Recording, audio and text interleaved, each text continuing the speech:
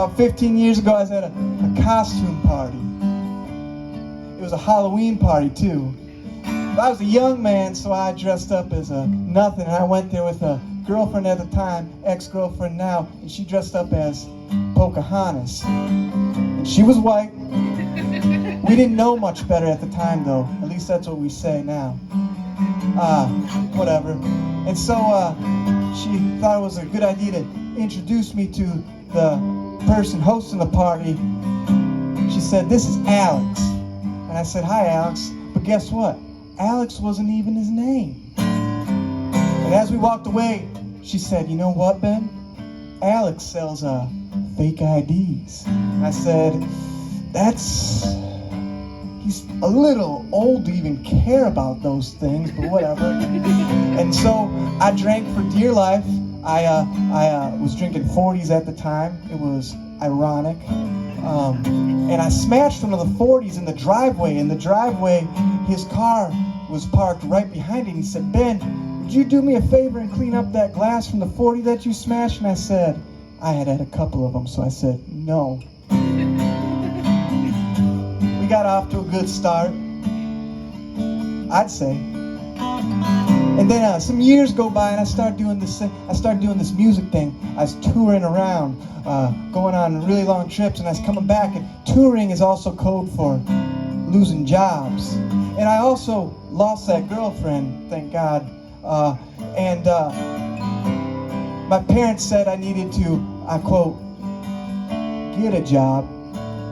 I was running low on money. And so I posted on Facebook that I needed a job, and I got a few responses, but the best response I got came in the form of a text message from Mr. Alex.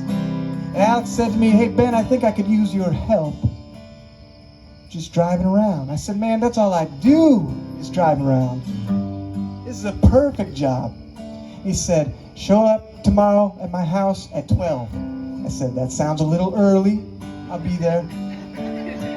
So I showed up to his place at 12:15, and he came out. He was wearing gloves, and it was, like fall. And I said, "I've seen sketchier stuff. I know who, like Michael Jackson is." And he said, "Benny, will you take me to the ATM?" And I said, "Yeah, no problem. Everybody needs a little bit of money." And so we went to the ATM, and then he said, "Ben, I need to go to another ATM." And I said, maybe you just didn't like that ATM. The buttons weren't working or something." And then after that one, he said, "Can we go to another ATM?" And I said, "You sure the other one wasn't good enough?" And he said, "Here's $50. I said, "This other one's perfect." And this went on for court records show about 3 years. And so one fine early, crisp winter morning, I got a little tap on my door, and then there were 30 federales with their guns pointed at me. They said, "Are you Ben Stalets?" And I said,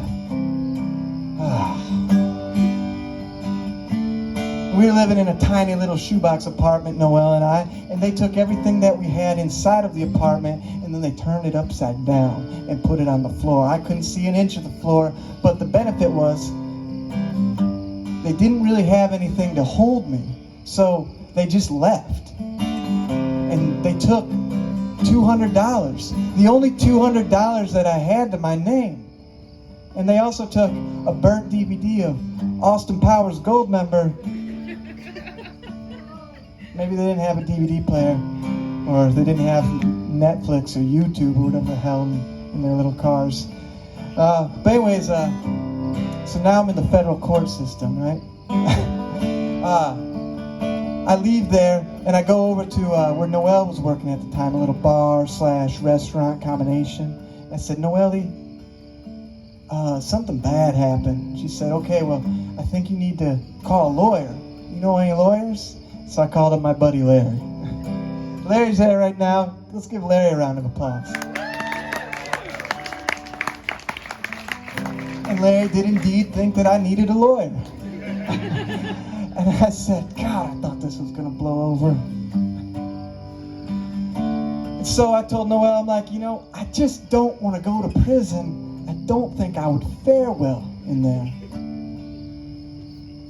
she said, well, are you doing anything wrong right now? And I said, I don't really know. She said, well, you got a lawyer, right? I said, yeah. Larry hooked me up with a good lawyer. Thank you, Larry. So I said, you know, I think I'm scared. She said, everything's going to be all right. And then time went on. I think maybe a few of you looking out there, maybe like 3 of you, seen the federal court system before. It takes a little while. And so 3 years later, I finally am about to go see the judge. And Noel says to me, you know, I really hope that you don't go to prison. I don't think you'd fare well. I said, all right, come on, I do fine. And she said, well, I said, I think everything's gonna be all right. And everything pretty much was all right as tonight is, you know? And though I never did get back that $200, I'm still waiting on that DVD of Austin Powers Goldmember. I've seen a world so loving, I refuse to remember any of her ugly. Damn Noel, how'd we get so lucky? I know this is hard, but baby, please trust me. Everything's gonna be alright. Everything's gonna be alright. Everything's gonna be alright. Everything's gonna be alright. And it's true, it's a proven fact that everything will be alright as long as you sing with me. You know what I'm saying? Everything's gonna be alright. Everything's gonna be alright. Everything's gonna be alright. Everything's gonna be alright. Let's do it one more time, a little louder. Everything's gonna be alright. Everything's gonna be alright. Everything's gonna be alright. Everything's gonna be alright.